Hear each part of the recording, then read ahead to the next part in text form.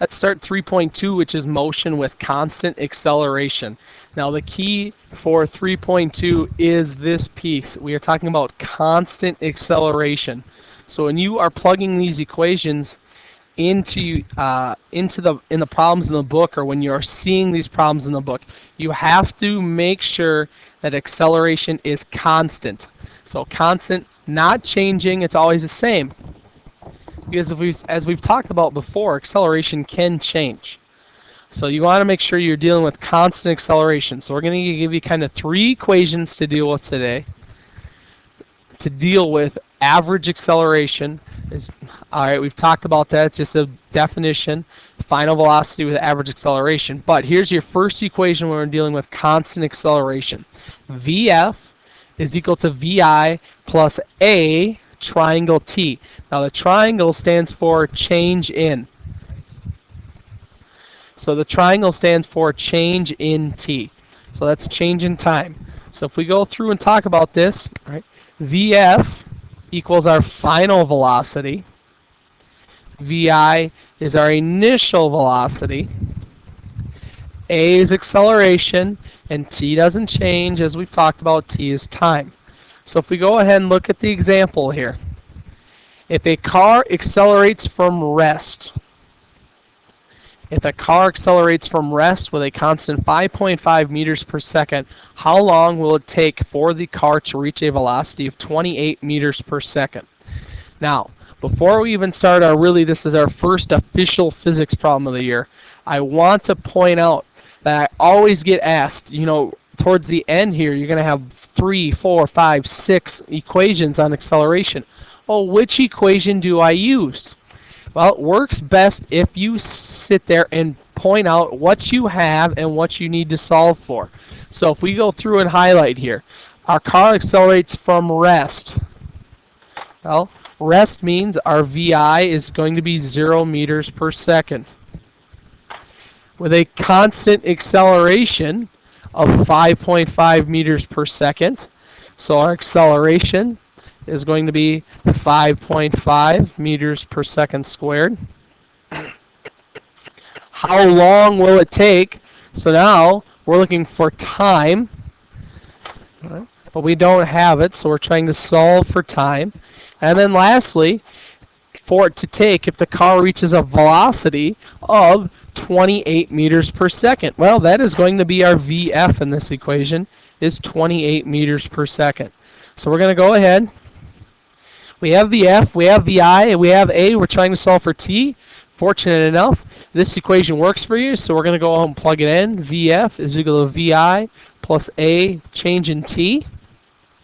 Vf is 28.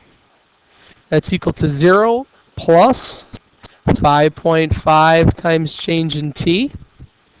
And all we're left with is to divide. Divide by 5.5. Divide by 5.5. And our change in T is going to be, with sig figs, as look at sig figs, are from rest. 0 doesn't count because that's no sig figs. We have 2 with 5.5. We have 28, which is 2. So our answer has to be in 2. So our final answer is 5.1 seconds. So fair enough. Kind of the first example that we've done this year using a mathematical equation. Like I said, you're going to get multiple equations. So we go ahead and look at this one. Again, the key term is we are dealing with constant acceleration. You have to make sure you can guarantee that in the problem that we're dealing with constant acceleration. So we have another equation, df is equal to di plus vitf plus 1/2 atf squared. df, final distance, di, initial distance, vi, initial velocity, tf, final time, a, acceleration, and tf, again, final time.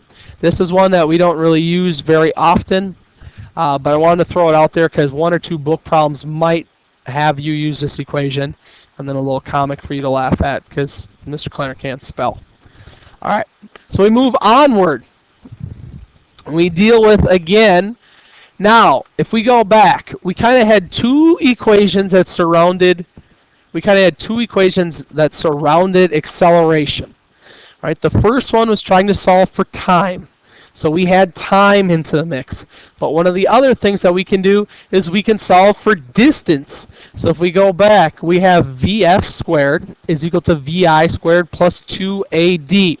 Same concept. We have constant acceleration. So we have to know it's constant.